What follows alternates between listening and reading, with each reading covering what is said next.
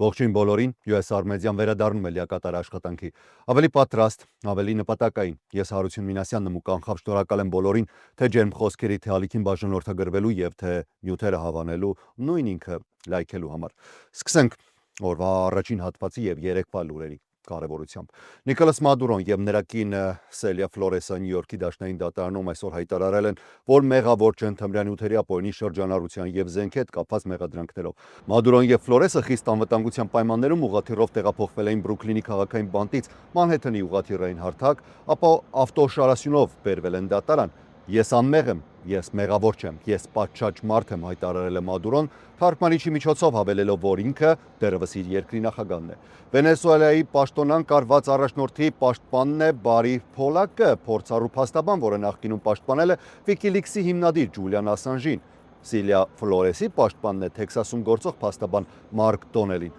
Դատանի այս նիստը մեկնարկ է տալիս այն իրավական գործընթացներին, որոնք ամենայն հավանականությամբ կտևեն ամիսներ, մինչև հնարավոր քրեական դատավարությունը։ Պաշտպանները հայտնել են, որ այս փուլում ոչ Մադուրոն, ոչ էլ Ֆլորեսը չեն դիմում գրավով ազատ արձակման համար, սակայն ապագայում կարող են նման միջնորդություն ներկայացնել։ Հաջորդ դատական նիստը նշանակված է մարտի 17-ին։ Փոլակը դատարանին հայտնել է, որ Մադուրոն ունի առողջական խնդիրներ, որոնք պահանջում են բժշկական ուշադրություն։ Ֆլորեսի փաստաբանն էլ նշել է, որ նա հնարավոր է ունենա կողերի կոտրվածք, որովհետև կան կապտուկներ։ Դատավորը վստահեցրել է, որ երկուսն էլ կստանան անհրաժեշտ բժշկական օգնություն։ Մադուրոյի եւ Ֆլորեսի դեմ մեղադրական եզրակացությունը ներառում է եւս 4-ի, այդ թվում Մադուրոյի որդուն եւ Վենեսուելայի ներքին գործերի նախարար Դիոսդադո Կաբելյոին վերջիններս դեռևս ձերբակալված չեն։ Դատանում Մադուրոն բազմիցս փորձել է ընդգծել, որ իրեն ապօրինաբար են առևանգել։ Ես այստեղ եմ որպես առևանգ, 6 մարտ ասել է նա ինձ բռնել են իմ տանը Կարակասում։ Դաշնային դատավոր Հելեր Ստեյնը, որը 92 տարեկան է ու նշանակվել է Բիլ Քլինթոնի օրոք,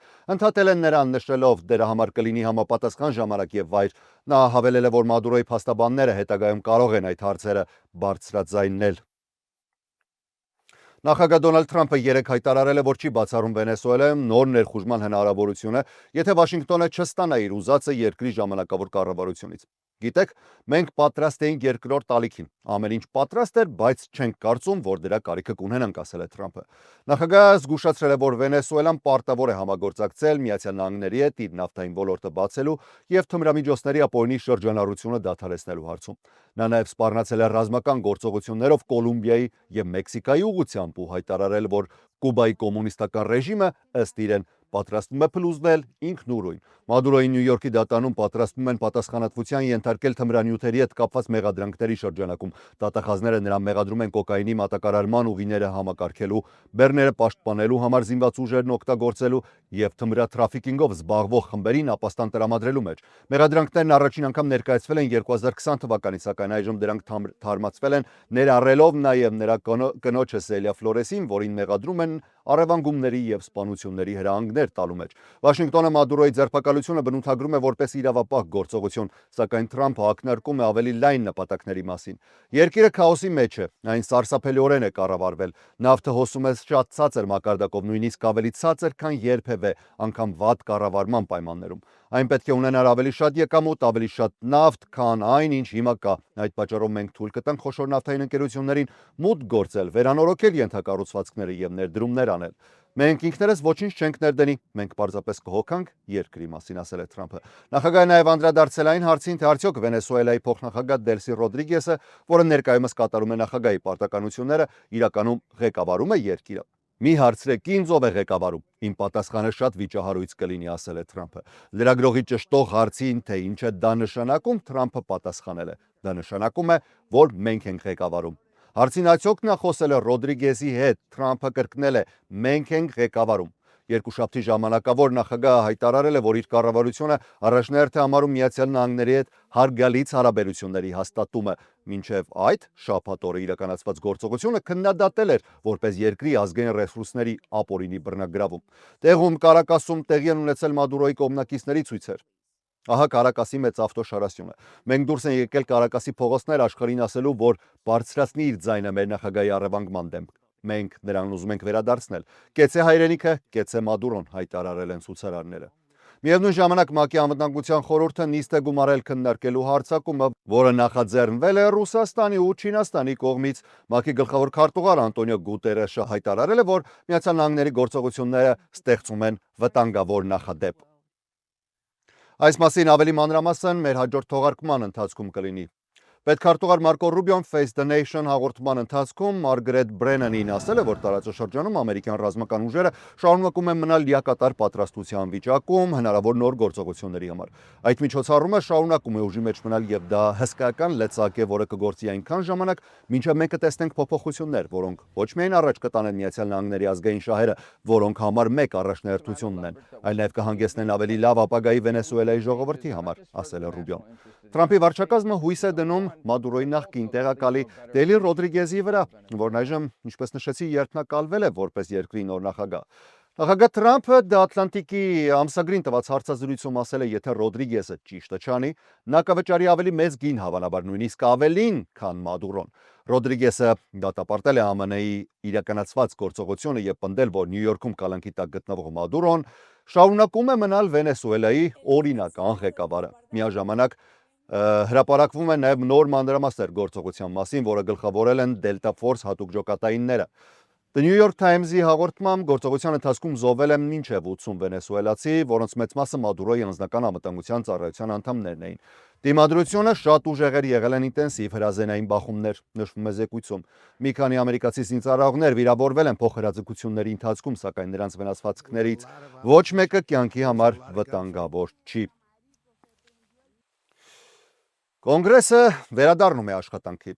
որում նաև հերթական փակման սպառնալիքի, Վենեսուելայի ճգնաժամի եւ Էփստեյնի ֆայլերի շուրջ լարվածության պայմաններում։ Միացյալ Նահանգների օրենսդիրներն այս շաբաթ վերադառնում են Վաշինգտոն կանգնելով ամսվա վերջնաժամկետի առաջ, որը պետք է կանխի դաշնային կառավարության հերթական փակումը, սակայն բյուջետային պայքարն ընթանում է միաժամանակ մի քանի խոշոր քաղաքական ճակատներում։ Առողջապահական ծախսերի աճ, Վենեսուելայի շուրջ ռազմական էսկալացիա եւ արդարադատության նախարարության նկատմամբ աճող դժգոհությունը կապված Ջեֆրի Էփստեյնի գործով փաստաթղթերի հրապարակման հետ։ Կառավարության ֆինանսավորումը դարձել է կոնգրեսի գլխավոր օրակարգային հարցը 43 օր տևած ծանր կոլապսից հետո, որը սկսվել էր հոկտեմբերին եւ շարունակվել մինչև նոյեմբերի կեսը, դառնալով ԱՄՆ պատմության ամենաերկարը։ Այդ փակումը դադարեցնելու համար օրենսդիրները համաձայնության էին եկել կառավարության մի մասի ֆինանսավորումը ապահովել մինչև սեպտեմբեր, իսկ գերատեսչությունների մեծ մասի ֆինանսավորումը ժամանակավորապես երկարաձգել մինչև այս տարվա հունվարի 30-ը։ Եթե կոնգրեսը մինչև ամսվա վերջ ընդունի նոր բյուջե կամ ժամանակավոր լուծում, երկիրը կրկին կարող է բախվել մասնակի փակման։ Օրակարգում է նաև Վենեսուելայի թեման։ Կոնգրեսը նման ռազմական գործողության համար լիազորություն չի տվել եւ օրենսդիրները նախապես չեն տեղեկացվել ծրագրի մասին։ Վիրջինիայից դեմոկրատ սենատոր Թիմ Քեյնը հայտարարել է, որ այս շաբաթ սենատում քվեարկության կդրվի նոր բանաձև, որը կպահանջի ԱՄՆ զինված ուժերի դուրսբերում Վենեսուելայի դեմ չլիազորված ռազմական գործողություններից հետո։ Քեյնի խոսքով սահմանադրության մեջ չկա որևէ իրավական հիմք, որը նախագահային թույլ կտար պատերազմ սկսել, տապալել օտարպետության ղեկավարին, խլել նրա նավթը եւ ղեկավարել երկիրը առանց կոնգրեսի համաձայնության։ Շարունակենք Վենեսուելայի թեմայով։ Վենեսուելայի պետական նավթային ընկերությունը PDVSA-ը սկսել է կրճատել հում նավթի արտադրությունը։ Ընկերությունը բախվել է պայստային հզորությունների լուրջ պակասի, ԱՄՆ-ի կողմից իրականացվող նավթային շրջափակման պատճառով։ PDVSA-ի քայլերը ներառում են նավթահանքերի կամ հորատանցքերի խմբերի փակումը, քանի որ երկրի ներսում նավթի պաշարները շարունակաբար կուտակվում են։ Կարակասը գտնվում է քաղաքական ճգնաժամի մեջ ժամանակավոր կառավարության պայմաններում, այն բանից հետո, երբ շաբաթ օրը ԱՄՆ ուժերը ձերբակալեցին նախագահ Նիկոլաս Մադուրոյին ու նրա կնոջը։ Նավթի արտահանումը Վենեսուելայի հիմնական եկամտի աղբյուրը փաստացի կանգ է առել ԱՄՆ-ի կողմից տանկերների նկատմամբ կիրառված շրջափակման, պատժամիջոցների եւ անցած ամիս երկու նավթային բեռների բռնագրավման հետևանքով։ ԱՄՆ նավթային հսկա Շևրոն ընկերության կողմից իրականացվող մատակարարումները դեպի Միացյալ Նահանգներ մինչև այժմ բացառություն էին, քանի որ ընկերությունն ուներ Վաշինգտոնի տրամադրած հատուկ լիցենզիա։ Սակայն շաբաթվա վերջին տվյալները ցույց են տալիս, որ նույնիսկ այդ մատակարարումներն այժմ դադարեցված են։ ԱՄՆ նախագահ Դոնալդ Թրամփը հայտարարել է, որ երկրի նկատմամբ կիրառվող նավթային էմբարգոն շարունակում է գործել ամբողջ ծավալով։ Վենեսուելայի փոխնախագահ Դելսի Ռոդրիգեզը, որը ներկայումս հանդիսանում է երկրի ժամանակավոր նախագահ, նախորդ ամիս հայտարարել էր, որ երկիրը կշարունակի նավթի արտադրությունն ու արտահանումը անկախ Միացյալ Նահանգների միջոցառումներից։ Սակայն Միացյալ Նահանգների ճնշումը ստիպել է PDVSA-ին դեկտեմբեր ամսվա վերջից նավթը պահել լցված նավերի մեջ եւ դանդաղեցնել բեռների առաքումը երկրի հիմնական նավահանգստում։ Մասնագետների եւ ընկերության ղեկավարների կարծիքով, եթե արդեն բեռնված տանկերները չկարողանան լքել նավահանգիստները, ապա արտադրության հետագա կրճատումը կդառնա անխուսափելի։ Միևնույն ժամանակ նավթի գները այսօր նվազել են չնայած Վենեսուելայում ստեղծված լարված իրավիճակին, քանի որ համաշխարհային շուկաներում արկա բավարար մատակարարումները հավասարակշռել են մատակարարման խափանման վերաբերյալ մտահոգությունները։ Վենեսուելայի թեման դեռևս չավարտված, հայտնվել է Գրենլանդիայի թեման։ Գրենլանդիայի ղեկավարությունը հայտարարել է, որ բավական է, երբ նախագահ Դոնալդ Թրամփը կրկին խոսել է այդ հսկայական տարածքը վերահսկողության տակ վերցնելու մասին։ Թրամփը բազմիցս է հայտարարել, որ ցանկանում է միացնել Գրենլանդիան Դանիայի ինքնավար տարածքը, որը հարուստ է կարևոր հանքային ռեսուրսներով։ Գրենլանդիայում եւ Դանիայում մտահոգությունները սրվել են հատկապես այն բանից հետո, երբ ԱՄՆ-ն անսպասելի ռազմական գործողության արդյունքում ձերբակալեց Վենեսուելայի նախագահին։ Իսկ Թրամփը հայտարարեց, որ Վաշինգտոնը մտադիր է վերահսկել հարավամերիկյան այդ երկրի կառավարումը։ Air Force One ինքնաթիռի վրա լրագրողների հետ զրույցում Թրամփը ասել է, որ մի քանի շաբաթից կրկին կվերադառնա Գրենլանդիայի թեմային։ Մեզ անհրաժեշտ է Գրենլանդիան ազգային անվտանգության տեսանկյունից, եւ Եվրոպական միությանը նույնպես անհրաժեշտ է, որ այն մեր վերահսկողության տակ լինի, եւ նրանք դա գիտեն, ասել է Թրամփը։ Այս հայտարարությանը նախորդել էին Կիրակի հնչեցրած նմանատիպ մեկնաբանություններ, որոնք առաջացրել էին Գրենլանդիայի վարչապետ Յենս Ֆրիդրիխ Նիլսենի կոշտ արձագանքը։ Սպառնալիքները, ճնշումները եւ տարածքի բռնակցման մասին խոսակցությունները տեղ չունեն, բարեկամների միջև գրել է նա Կիրակի ուշ երեկոյան Facebook-ում։ Բավական է, այլևս ոչ մի ֆանտազիա բռնակցման մասին։ Նրան արագորեն աջակցություն են հայտնել հյուսիսային եւ բալթյան երկրների ղեկավարները։ Օրինակ, Ֆինլանդիայի նախագահ Ալեքսանդր Ստուբը X սոցիալական հարթակում գրել է. «Ոչ ոք չի որոշում Գրենլանդիայի եւ Դանիայի փոխարեն։ Այդ որոշումները կարող են կայացնել միայն Գրենլանդիան եւ Դանիան»։ Գրենլանդիայի ռազմավարական դիրքը Եվրոպայի եւ Հյուսիսային Ամերիկայի միջև այն դարձնում է կարևոր կետ Միացյալ Նահանգների բալիստիկ հրթիռային պաշտպանության համակարգում։ Միևնույն ժամանակ, տարածքի բնական ռեսուրսները համընկնում են Վաշինգտոնի նպատակների հետ նվազեցնելու կախվածությունը չինական արտահանումներից։ Դեկտեմբերի 21-ին Թրամփը Լուիզիանայի նահանգապետ Ջեֆ Լենդրիին նշանակել է Գրենլանդիայի հարցերով հատուկ ներկայացուցիչ։ Լենդրին արագորեն ու հրապարակայնորեն աջակցություն է հայտնել տարածքը Միացյալ Նահանգների կազմի մեջ ներառելու գաղափարին։ Մինեսոտայի նահանգապետ Թիմ Վոլցն այսօր հայտարարել է, որ չի առաջադրվի վերընտրվելու համար, անսպասելի նաև հեռանալով քաղաքականությունից։ Վոլսը պատրաստվում էր առաջադրվել Մինեսոտայի նահանգապետի աննախադեպ անընդմեջ երրորդ ժամկետի համար։ Սակայն այս կտրուկ շրջադարձը տեղի ունեցավ նահանգում բացահայտված խոշոր խարդախությունների շուրջաճող ճնշման ֆոնին։ Թեպետ Վոլցը անձամբ ներգրավված չէ այդ խարդախությունների մեջ, այն փաստը, որ այդ սխեմաները լուրջ խնդիր են դարձել նրա կառավարման տարիներին, ստվեր է գցել նահանգապետի ապագա քաղաքական հավակնությունների վրա։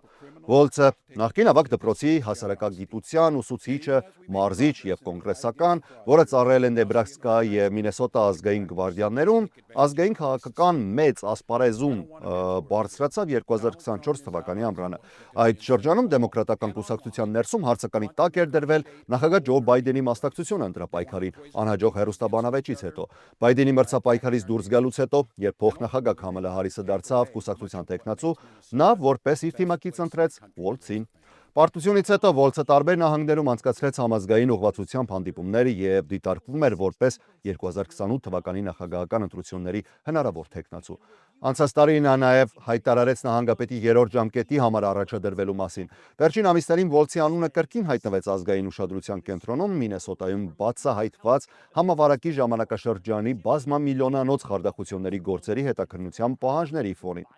Նախ եւ առաջ 2 ժամկետ ու այդ ժամկետներում է ամեն ինչ տեղի ունեցել ու հանրապետական պաշտոնյաները տարիներ շարունակ պնդում էին, որ նահանգը ուշ է արձագանքել խարդախությանը եւ բավարար վերահսկողություն չի իրականացրել։ Խնդիրը կրկին սրվեց անցած տարվա վերջին քննադատությունը հասավ նաեւ հանրապետական կուսակցության վերնախավին։ Նախագահ Դոնալդ Թրամփը հրապարակավ քննադատեց Վոլցին, այդ թվում Գոհաբանության օրը True Social-ում արված գրառմամբ։ ԱՄՆ ֆինանսների նախարարությունը նախորդ ամիս հայտարարեց, որ կքննի արդյոք Մինեսոտայի սոցիալական ծրագրերից ստացված հարկատուների միջոցները չեն հասել Ալ-Շաբաբ խմբավորմանը, որը կապված է, գիտեք, Ալ-Քաիդայի հետ։ Միաժամանակ ներկայացուցիչների պալատի հանրապետականները վերահսկողության հանձնաժողովում սկսեցին հետաքննություն Վոլցի վարչակազմի գործողությունների վերաբերյալ։ Վոլցն այսօր ասել է. «Ես չեմ կարող նվիրվել Քարլոս Արշավին ամբողջությամբ»։ Նա ընդունեց, որ վերջին տարիներին կազմակերպված հանցավոր խմբեր փորձել են օգտվել նահանգի առանձնահատկությունից ու հավելել է, որ այժմ կազմակերպված քաղաքական ուժերն են փորձում շահարկել այս ճգնաժամը։ Ես չեմ ուզում բառերը մեղմել Դոնալդ Թրամփը եւ նրա դաշնակիցները Վաշինգտոնում, Սենթ Փոլում եւ առցանց ուզում են մեր նահանգը դարձնել ավելի սառը, դաժան վայր, ասել է Վոլցը։ Յուրաքանչյուր րոպե, որը կծախսեմ իմ քաղաքական շահերը պաշտպանելու համար, կպակասի Մինեսոտայի բնակիչներին պաշտպանելու թե հանցագործներից, թե նրանցից, ովքեր շահարկում են, ասել է նա ու հավելել. այդ պատճառով էլ որոշել եմ դուրս գալ մրցապայքարից եւ կենտրոնանալ ներկայիս աշխատանքի վրա։ Երկուշաբթի առավոտյան ոսկու գները բարձրացել են, հասնելով ավելի քան մեկ շաբաթվա առավելագույն մակարդակին ու մոտենալով իրենց պատմական ռեկորդին։ Ներդրողները ակտիվորեն գնումներ են կատարել պայմանավորված աշխարհաքաղաքական մտահոգություններով, որոնք առաջացել են Վենեսուելայի նախագահ Նիկոլաս Մադուրոյի ԱՄՆ-ի կողմից ձերբակալումից հետո։ Սպոտ շուկայում ոսկին թանկացել է ավելի քան 2%-ով Մեծ Բրիտանիայի ժամանակով առավոտյան ժամերին հասնելով ունցիայի դիմաց մոտ 4430 դոլարի։ Այս պահին այն գերազանցում է 4442 դոլարը։ Վերլուծաբանները նշել են, որ ոսկու գնաճը պայմանավորված է ԱՄՆ-Վենեսուելա լարվածության սրմամբ, որը շուկաներում ավելացնում է անորոշությունը։ Նախորդ տարի ոսկու գինը բարձրացել է մոտ 64%-ով, գրանցելով ամենամեծ տարեկան աճը 1979 թվականից ի վեր։ Այդ աճը պայմանավորված է մի շարք գործոններով, այդ թվում ԱՄՆ դաշնային պահուստային համակարգի տոկոսադրույքների նվազեցմամբ եւ շարունակվող աշխարհաքաղաքական լարվածությամբ։ Արծաթի գինը նույնպես աճել է, հասնելով ունցիայի դիմաց ավելի քան 75 դոլարի։ Դա տեղի է ունեցել ընդամենը մեկ շաբաթ անց այն բանից հետո, երբ արծաթը հասել էր պատմական առավելագույն մակարդակի։ Արծաթը նախորդ տարի արձանագրել է 147% աճ, դառնալով թանկարժեք մետաղների շուկայում ամենաշատ աճը գրանցած ակտիվներից մեկը։ Այժմի համար այսքանը, կհանդիպենք երեկոյան թողարկմանը։ Ես Հարություն Մինասյանն եմ, շնորհակալ եմ ուշադրության համար, առողջ եղեք։